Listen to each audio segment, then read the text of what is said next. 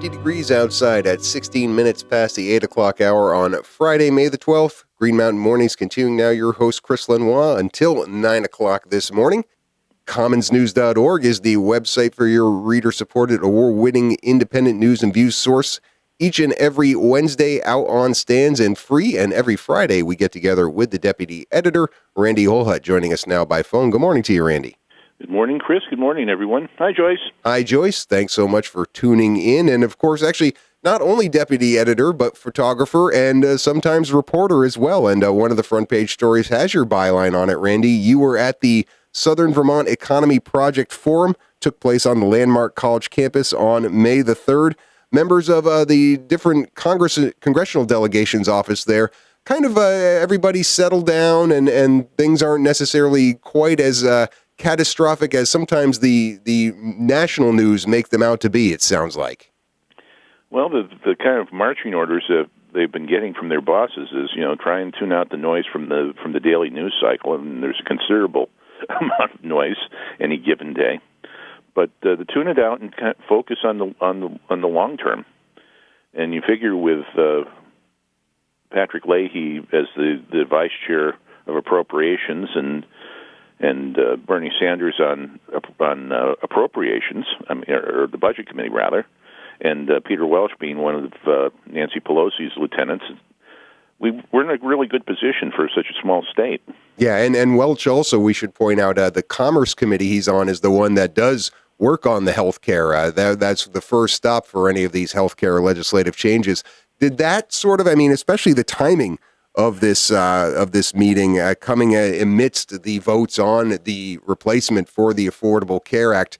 It doesn't sound like that necessarily dominated the conversation, but certainly it sort of colored the conversation.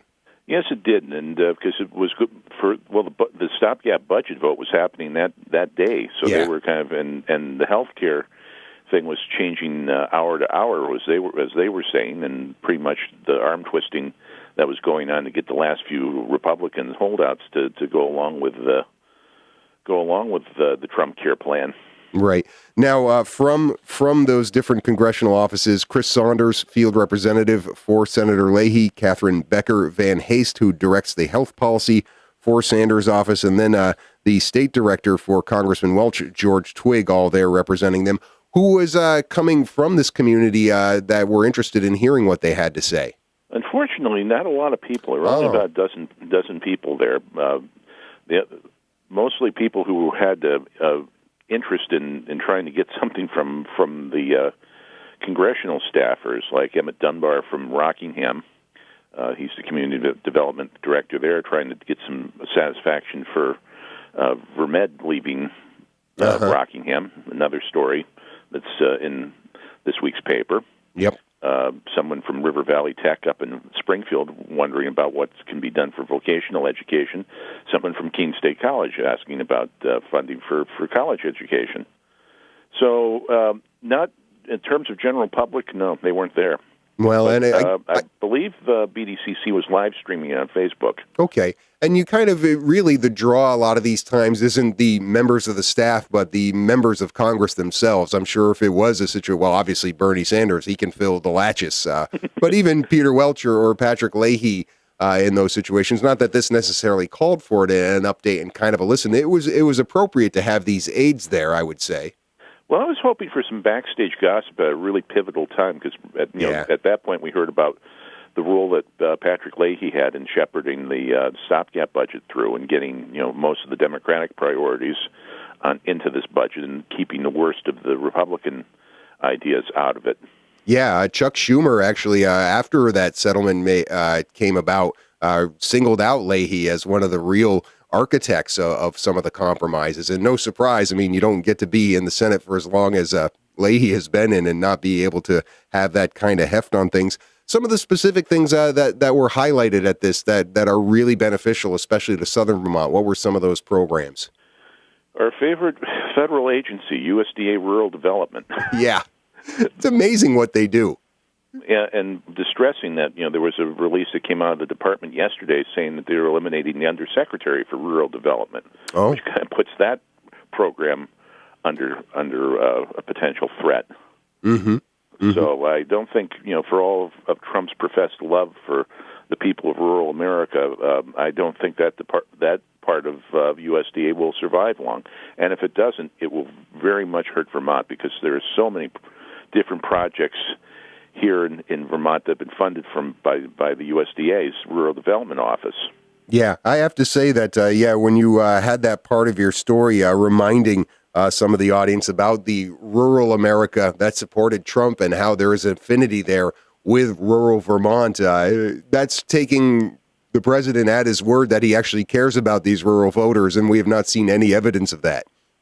Yeah, and the Farm Bill next year will be another big turning point.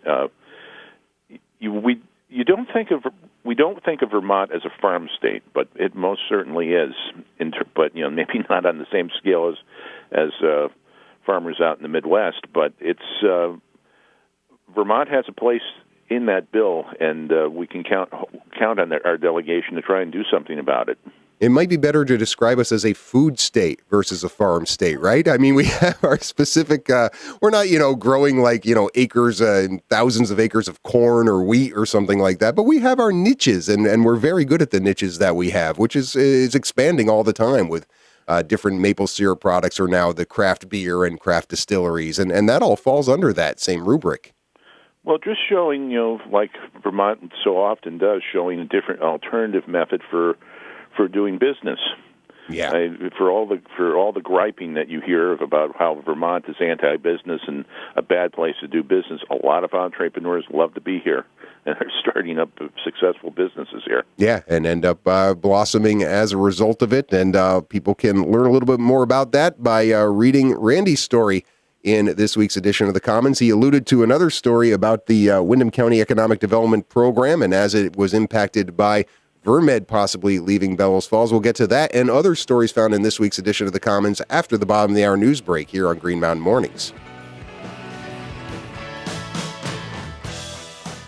50 degrees outside at 21 minutes before the 9 o'clock hour. Randy Holhut, my guest here on the Green Mountain Mornings program, the deputy editor of your reader-supported award-winning news and view source for Windham County, The Commons, free on stands every Wednesday, online at commonsnews.org. Randy, in our earlier segment, you referred to the Windham County Economic Development Program story that Mike Fair has. It's on the inside of the front section, page A4, looking at changes to how the money is dispersed through this program after the reports that Vermed, or at least the company Graphics Controls that purchased Vermed, might be leaving the Bellows Falls community, leaving behind some people estimate as many as 85 jobs here.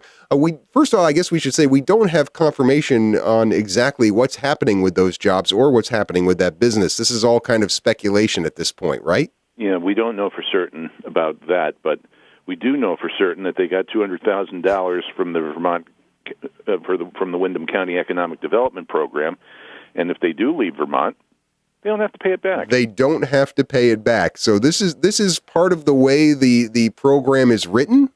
Yes, because I don't think they anticipated that something like this would happen, and that Vermed looked like a stable, even though it was had recently changed hands, that looked like it was sticking around in Bellows Falls for the long term, and not more than 2 years after getting that grant, they look like they're leaving town.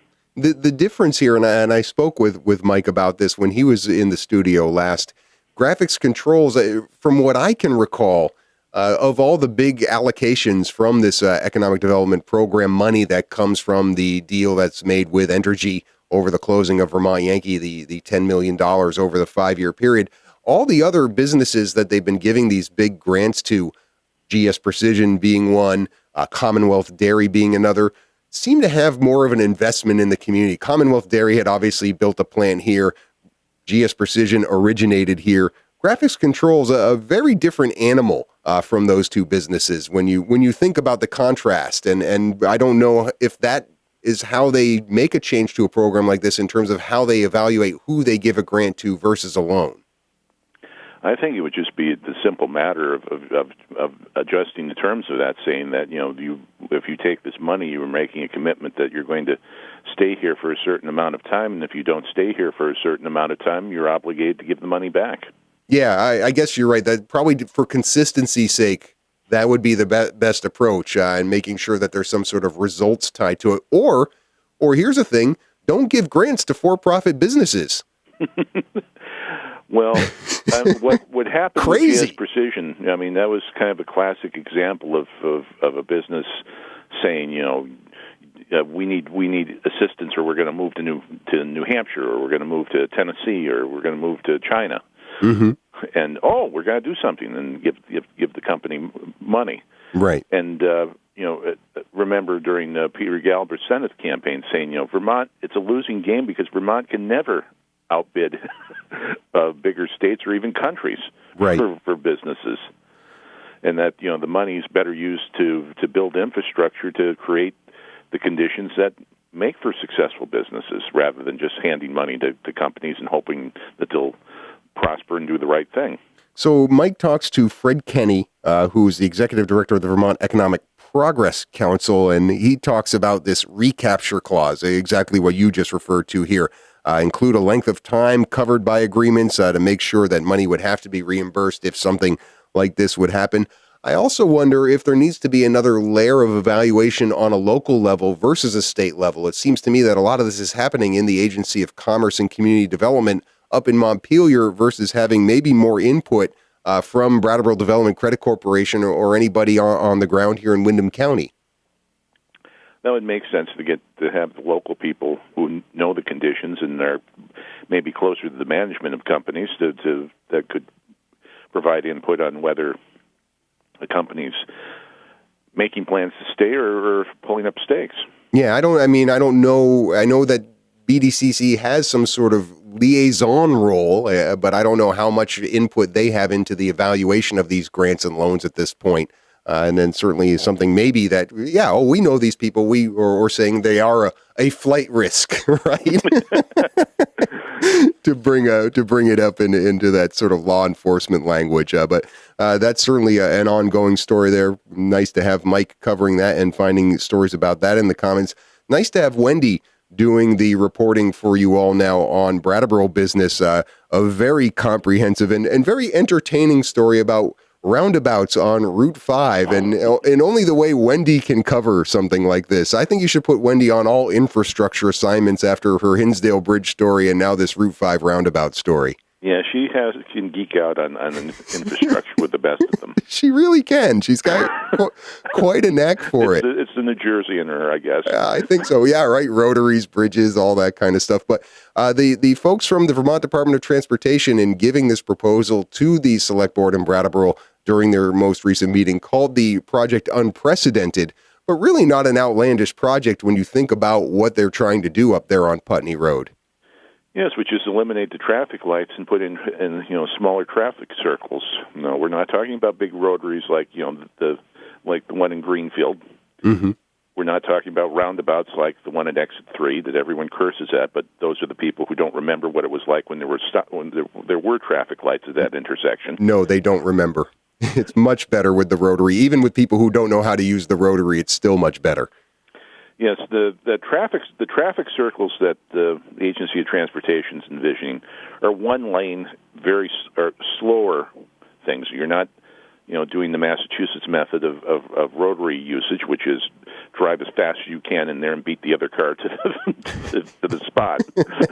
Yeah, you're slowing down and deliberately circling the spot where you need to go.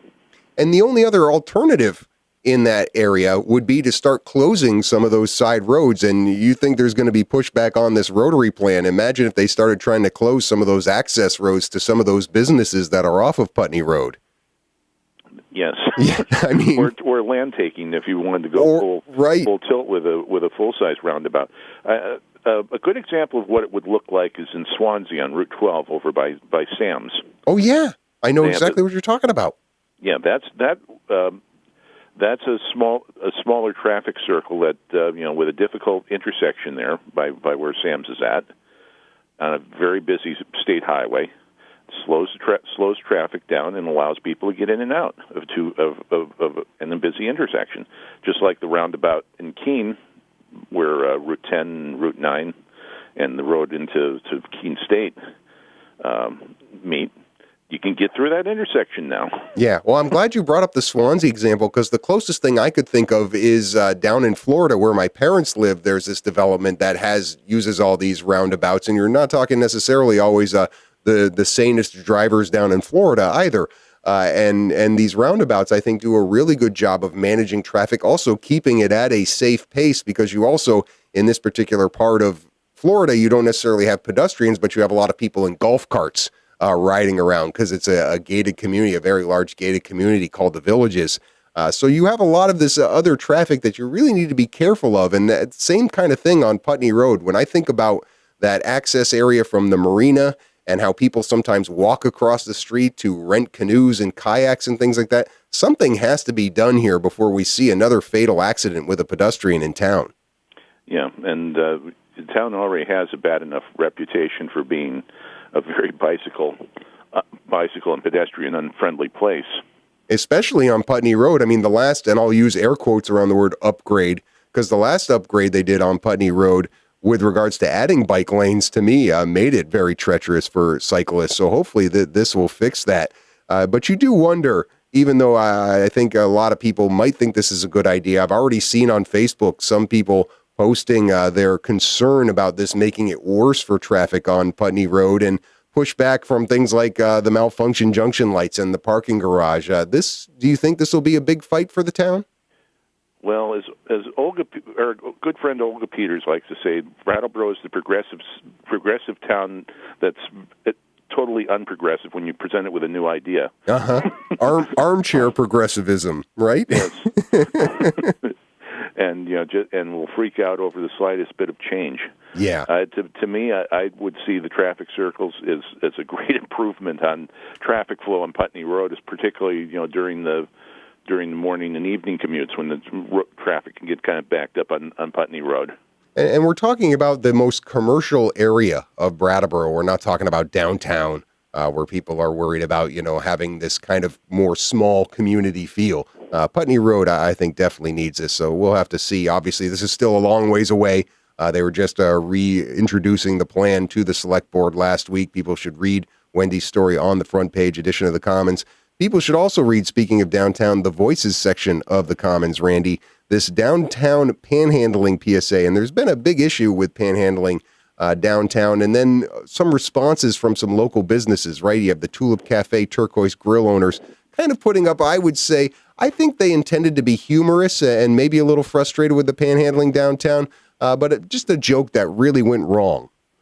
Well, this being Brattleboro, people will take offense at things and express their outrage, and they'll do it before thinking about what they're expressing their outrage about. And people are very good about building mountains out of molehills. Yeah. And I think the piece in the Voices today this week explaining about panhandling and trying to talk people off of the extremes of the position to get people to think, well, people don't do this because they want to. Yeah. And the fact that it's co-authored not only by Josh Davis of Groundworks Collaborative, who you would expect to take a lead role in this, but Downtown Business Alliance President Michelle Simpson-Siegel, Police Chief Mike Fitzgerald, two groups that when you think about like a business interest group and law enforcement, usually they would just be with panhandling saying, we need to crack down. A very different approach from our community, the fact that these three voices all speaking together on this issue. Yeah, and it's significant that they all spoke with one voice and with a sensible and not extreme approach to it, reminding people that it's not a crime. So what's this graphic, the spare change graphic that is very prominent on the front of the Voices section? Is this something? Are they putting this up as posters? Are they handing this out as flyers? Yeah, putting up as posters, and I guess maybe handing it out just to remind people of kind of the Emily. Let's not cover Emily Post's etiquette books, but what's proper etiquette when someone comes up to you or someone's on the sidewalk asking for money? Yeah. How would you want to be treated? It shouldn't be any more difficult than that, but I guess sometime in the day-to-day life we forget that. So good reminder from those folks. Definitely worth people checking out in the Commons, and always worth checking out the sports coverage that you provide each and every week, Randy. And you were writing about the Brattleboro Unified basketball team heading into the semifinals at press time. Breaking news, well, not really, since it happened last night and I posted about it on social media, but that same unified basketball team for Brattleboro, now the state champs. Yes, Brattleboro finally beat CVU at something. Yeah, yes, indeed. 46-45, the result, beating Champlain Valley at Castleton University yesterday. So you've gotten to see this basketball team a couple of times, and you've written about unified basketball, not only here in Brattleboro, but a few different of the area schools. Well, the only area schools that offer it right now are Leland Gray and Brattleboro. And the Leland Gray program started this year, and they've come a long way. I mean, the first time I saw them play in March, the Leland Gray kids were really struggling. Mm-hmm. And in the playoff game that I saw at BUHS, they looked much better. But the main thing is that they all just were having a positive experience being out on the court, wearing the school colors, representing the schools, people in the stands cheering, being able to experience that feeling that comes with playing sports, the feeling of being part of something bigger than yourself, the teamwork and the camaraderie, and it's really just a great experience. Yeah, Colonel Pride. Certainly nice to see that taking an inclusive, and congratulations to Coach Todd Bell, somebody who I've known for a long, long time on the fields, and great to see him and his son being part of that unified basketball program here in Brattleboro. Always good to talk to you on Fridays, Randy. Hope all the mothers in your life are honored this weekend, you and Joyce, and we'll talk to you again next week. Okay. All right. Randy Holhut, Deputy Editor of the Commons, your reader-supported, award-winning news and views source for Windham County, free on stands every Wednesday. Go there and become a member today at commonsnews.org. We'll wrap up this edition of the Green Mountain Mornings program right after these messages.